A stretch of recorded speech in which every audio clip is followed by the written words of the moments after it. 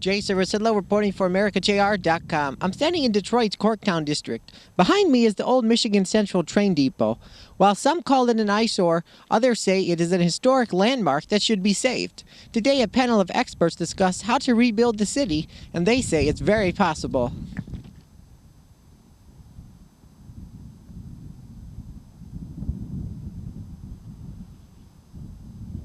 I'm going to ask Louise Glazer, who's the president of Michigan Future. For those of you who don't know it, very widely and highly regarded as a Michigan think tank, helping us get smarter about how to think about our future and whether we're doing that well. Thanks. So, my PowerPoint didn't make it here, so we're going to try to make some stuff up. But they're really, and I'll talk a little bit about the one thing that I really did want to show you, which is a group of maps. So the work that we've been doing at Michigan Future is really about the Michigan economy. I thought Avis made a really interesting point in her presentation at lunch, which is this notion about the most important part is oftentimes the question you ask. So the question that we've always started with is, where do we want to go from here?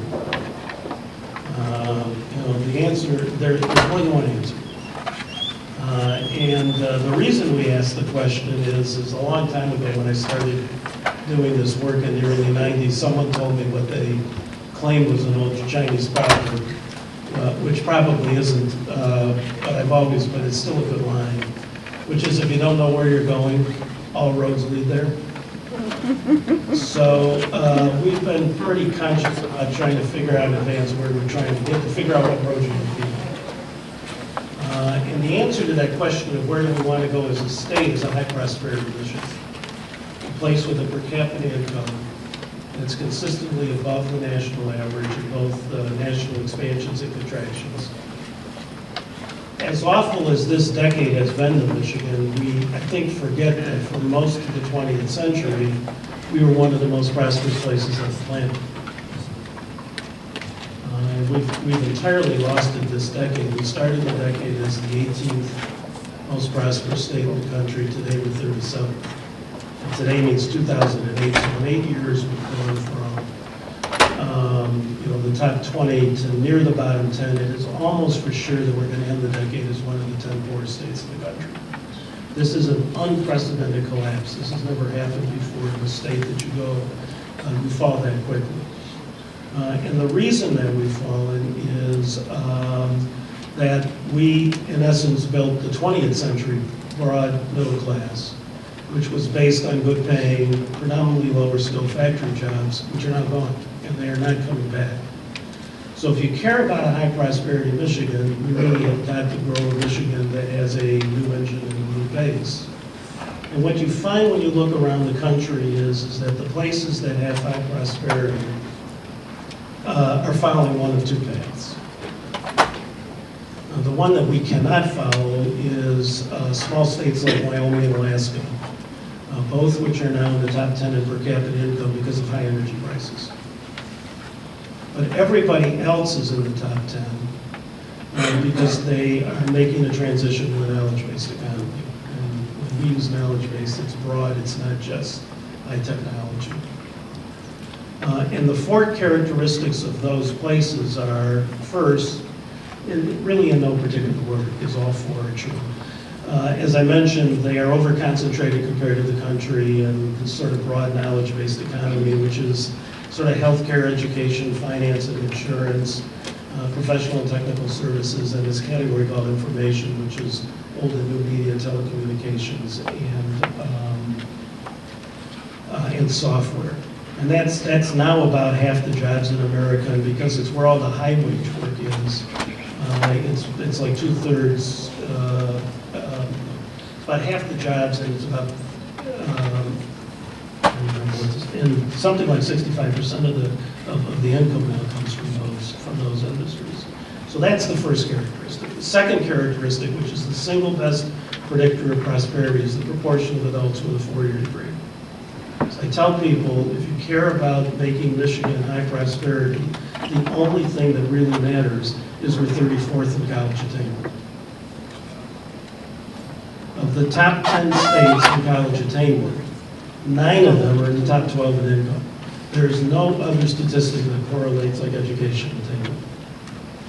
Third, which is very interesting, the futurists got it wrong.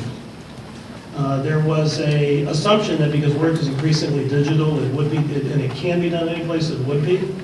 Exact opposite is happening. Both knowledge-based enterprises and college-educated adults, not just in the US but across the planet, are increasingly concentrated in big metropolitan areas.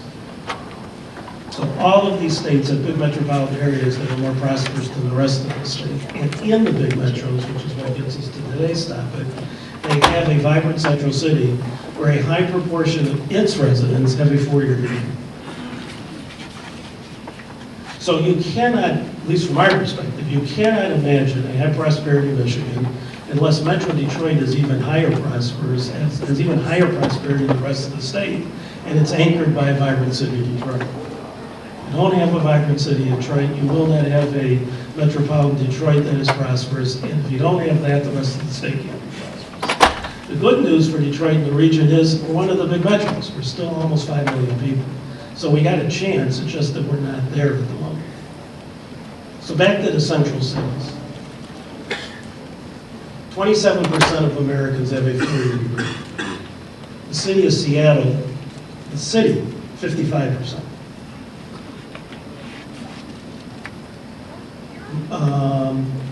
San Francisco, New York, Minneapolis, Washington, Boston, in the 40%.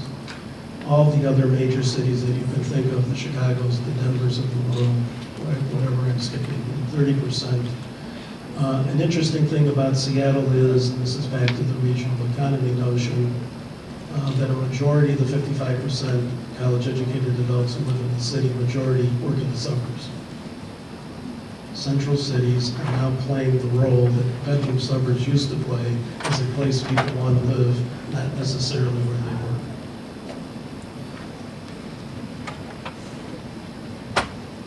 So the title of this was a little bit perplexed at the title of this conference about sort of where, sort of this question about post-industrial cities, as if we don't know.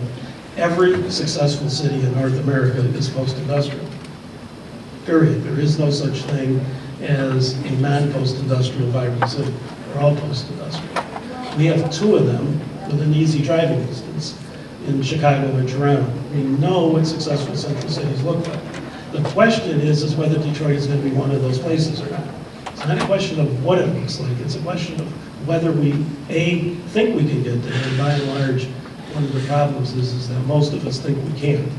It's amazing how many times I do presentations that talk about Detroit being at the center of revitalizing Michigan, and people around the rest of the state just simply say that that can never happen. Too many people in Detroit say the same thing. Too many people in Detroit say the same thing. So that's the first thing that we've got to get through, is this notion about whether or not Detroit can be a great city. Again, it can. There's all sorts of forces that allow it to be, and size is one of them. It's this huge, big metro advantage. But the second is if we decide to get there, are we willing to do the things that allow us to get there?